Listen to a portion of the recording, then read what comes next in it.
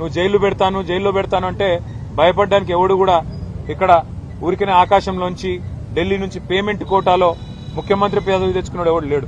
మేమందరం జనం నుంచి వచ్చిన వాళ్ళం, ఉద్యమాల్లోంచి వచ్చిన వాళ్ళం, ఎవరికి కూడా భయపడేటోళ్ళం కాదు. జైళ్లకి, కేసులకి, బెదిరింపులకి, నీ ఊకదంపుడు ఉపన్యాసాలకి భయపడేటోడు ఎవడు కూడా లేడు.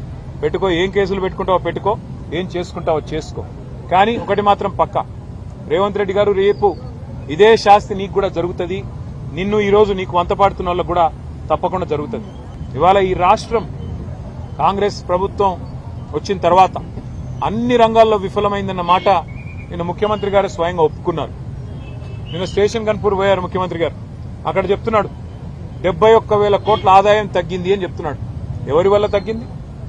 ఎవరి అనాలోచిత, ఎవరి నెగటివ్ పాలిటిక్స్ వల్ల, నెగటివ్ పాలసీస్ వల్ల, నెగటివ్ ధోరణి వల్ల తగ్గింది చెప్పండి మీరు.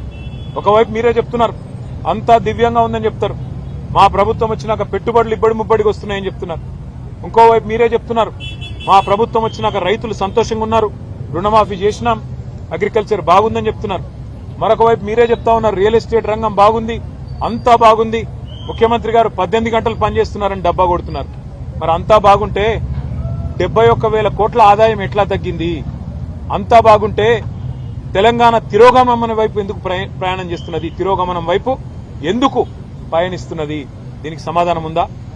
తెలంగాణ రైజింగ్ అంటూ హోర్డింగులు, కానీ ఈ Telangana rising, Telangana is falling అని ముఖ్యమంత్రి స్వయంగా నిన్న అప్రూవర్ అయినాడు, కన్ఫెషన్ ఇచ్చినాడు.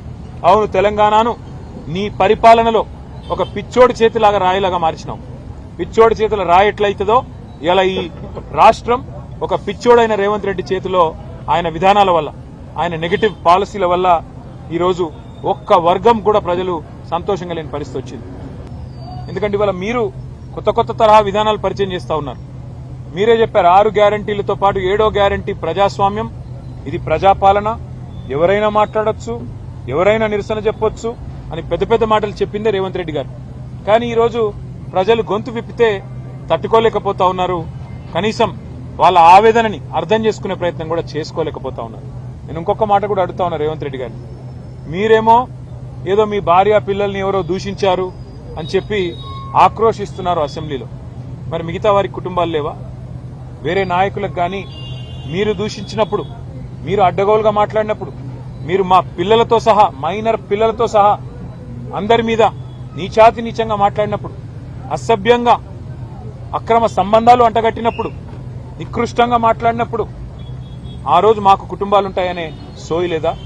ఈ రకంగా నువ్వు మాట్లాడితేనేమో మంచిది, ఇంకొకరు మాట్లాడితే మంచిది కాదా?